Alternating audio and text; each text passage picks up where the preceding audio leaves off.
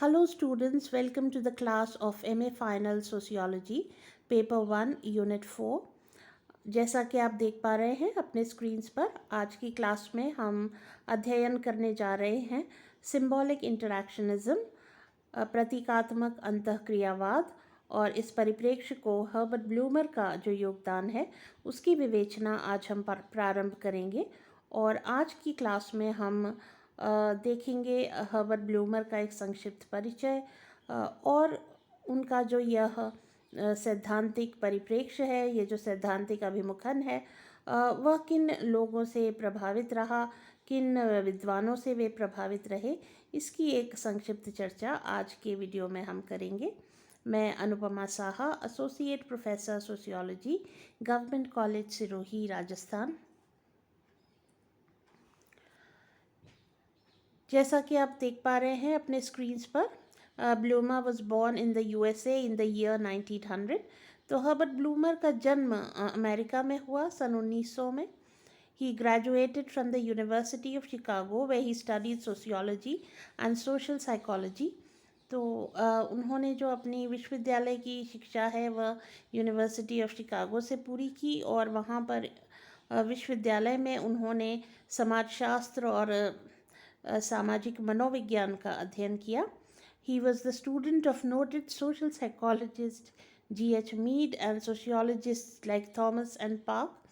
तो आप देख सकते हैं कि जब वे अपना अध्ययन कर रहे थे यूनिवर्सिटी में, उस समय उनके जो टीचर थे वो थे जॉर्ज हर्बर्ट मीड, प्रमुख समाजशास्त्री और समाज मनोवैज्ञानिक, और इसके अलावा सोशियोलॉजिस्ट थॉमस और पार्क भी उनके टीचर्स रहे। और इस कारण हम देखते हैं कि उनकी सोशियोलॉजी पर विशेष रूप से जॉर्ज हर्बर्ट मीड का बहुत असर है, और जो उनका सिंबॉलिक इंटरैक्शनिस्ट पर्सपेक्टिव है, वास्तव में उस पर मीड का जो प्रभाव है वह बहुत ही स्पष्ट रूप से दिखाई देता है।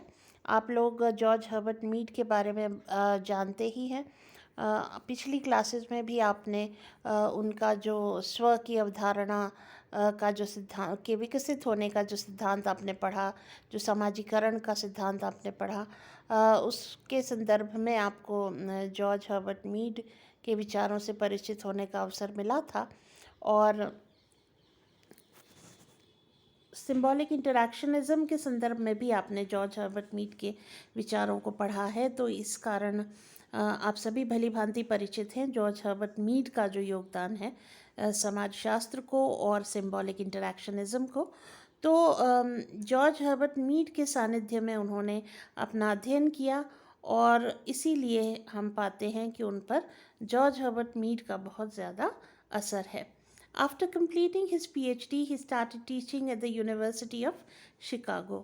तो पढ़ने अपना PhD का काम पूरा कर लेने के बाद, अपनी पढ़ाई पूरी कर लेने के बाद, वे शिकागो यूनिवर्सिटी में ही अध्यापन कार्य उन्होंने प्रारंभ किया। Bloomer is considered to be the pioneer of symbolic interactionist perspective. तो जो सिंबॉलिक इंटरैक्शनिस्ट पर्सपेक्टिव है, जिसे हम ये कहते हैं कि समाजशास्त्र का एक सापेक्षिक रूप से नया परिप्रेक्ष्य है, वह परिप्रेक्ष्य जो है उसको बिल्ड करने में, उसको निर्मित करने में ब्लूमर का बहुत बड़ा योगदान है। Although it was Bloomer who first coined the term symbolic interactionism, the early development of his theoretical approach to social analysis is credited to his mentor G.H. Mead. तो जैसा मैंने आपको पहले भी बताया कि यद्यपि ये जो शब्द है, ये जो अवधारणा है प्रतीकात्मक अंतःक्रियावाद, ये जो नाम दिया है, यह पहली बार ब्लूमर ने नाम दिया, लेकिन उनका जो सैद्धांतिक उपागम है या जो पूरा उनका विचार है, जिस तरह से वो सामाजिक घटनाओं का विश्लेषण करते हैं, वो जो तरीक़ा है, वो जो अप्रोच है, वो काफ़ी कुछ जॉर्ज हर्बर्ट मीड जो उनके टीचर हैं उनकी देन है। He was greatly influenced in his theoretical analysis by Mead's social psychological work on the relationship between self and society. तो चूँकि मीड उनके गुरु रहे, उनके टीचर रहे, उनके मेंटर रहे, इस कारण से जो मीड का काम है, विशेष रूप से जो उनका स्व और समाज के बीच के संबंध को लेकर जिस तरह का विश्लेषण मीड ने किया है, उससे ब्लूमर काफ़ी प्रभावित रहे।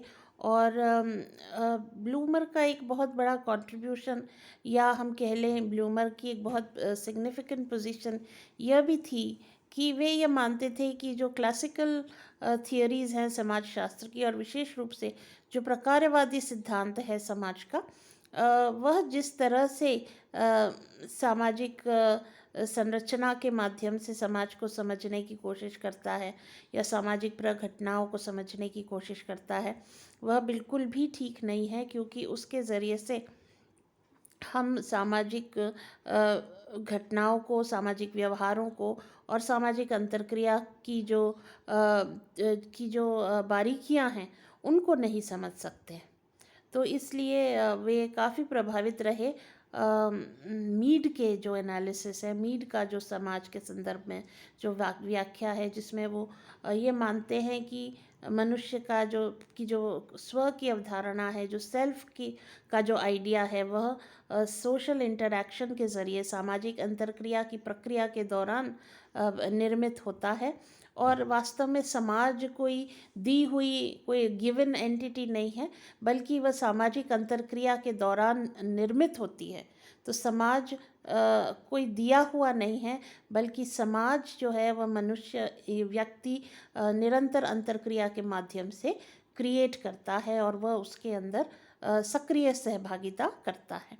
तो इस तरह की एक नया जो पर्सपेक्टिव मीड ने सामने रखा था, ब्लूमर भी उसे ही उचित मानते थे। और वह फंक्शनल जो पर्सपेक्टिव है समाजशास्त्र का, जो प्रकार्यवादी परिप्रेक्ष्य है समाज का, उसको बहुत ही एक स्थिर परिप्रेक्ष्य मानते थे, और बहुत ही उसके प्रति उनका जो विचार था वो बहुत ही क्रिटिकल था, बहुत ही आलोचनात्मक था।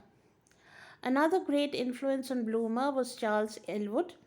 The disdain for the physical science method studying human behavior in context using inductive method and so on are areas where Elwood's influence is evident on Bloomer. तो एक और विद्वान जिनसे कि हर्बर्ट ब्लूमर अत्यधिक प्रभावित रहे, जो उस समय यूनिवर्सिटी ऑफ शिकागो में थे, वे हैं चार्ल्स एलवुड। और विशेष रूप से चार्ल्स एलवुड का जो प्रभाव है हर्बर्ट ब्लूमर पर, वो निम्न बातों में दिखाई देता है। कौन कौन सी? The disdain for the physical science method.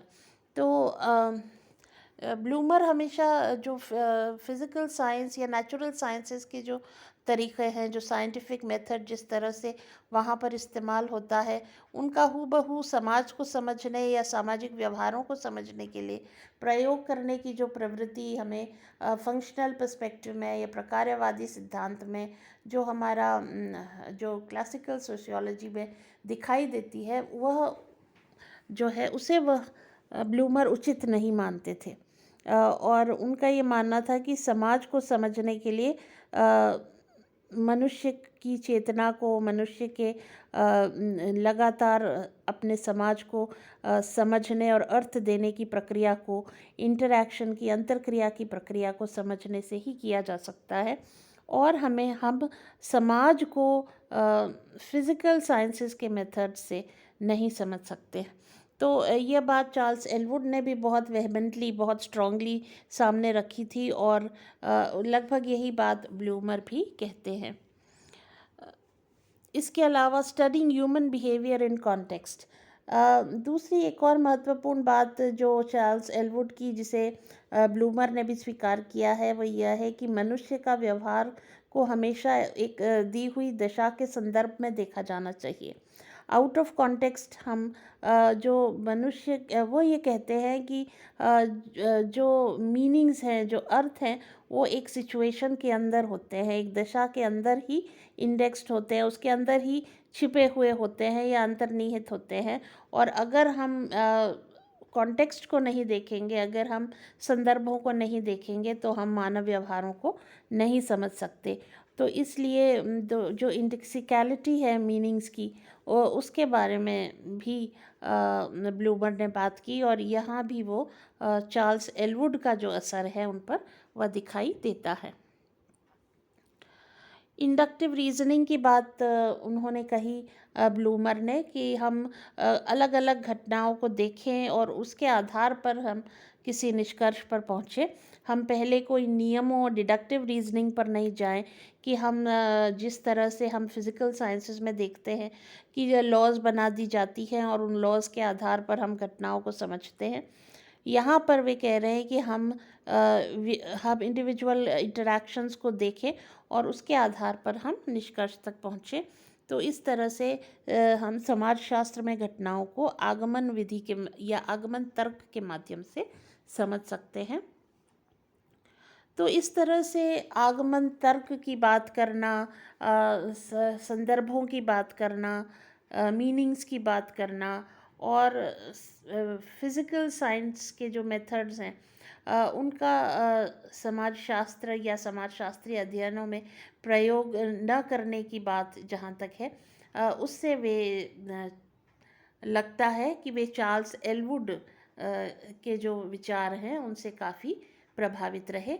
तो इस तरह से मोटे तौर पर ब्लूमर पर दो लोगों का इन्फ्लुएंस साफ तौर पर दिखाई देता है, एक तो मीड और दूसरा चार्ल्स एलवुड। और इन दोनों के प्रभावों ने ही आगे चल कर के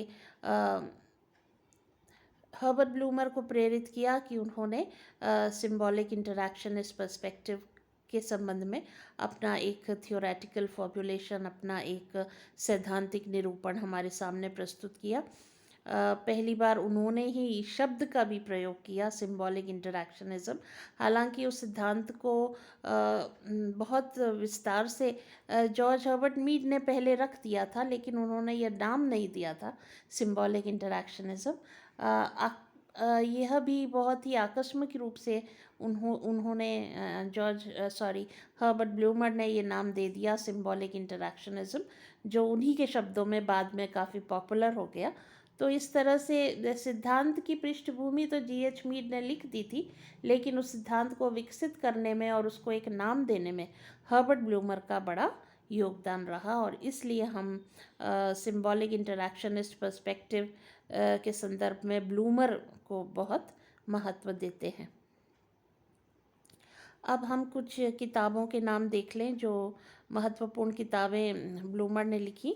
पहली किताब है मूवीज़, डेलिंक्वेंसी एंड क्राइम, ये सन 1933 में प्रकाशित हुई। दूसरी किताब है मूवीज़ एंड कंडक्ट, जो 1933 में प्रकाशित हुई। The human side of social planning, ये 1935 में प्रकाशित हुई। और symbolic interactionism, perspective and method, ये प्रकाशित हुई सन 1969 में। इसके अलावा भी बहुत सारी किताबों में और जर्नल्स में उनके बहुत स्कॉलरली लेख छपते रहे लगातार, और इसलिए ब्लूमर का जो कंट्रीब्यूशन है सोशियोलॉजी को और विशेष रूप से सिंबॉलिक इंटरैक्शनिस्ट पर्सपेक्टिव को वो बहुत महत्वपूर्ण माना जाता है।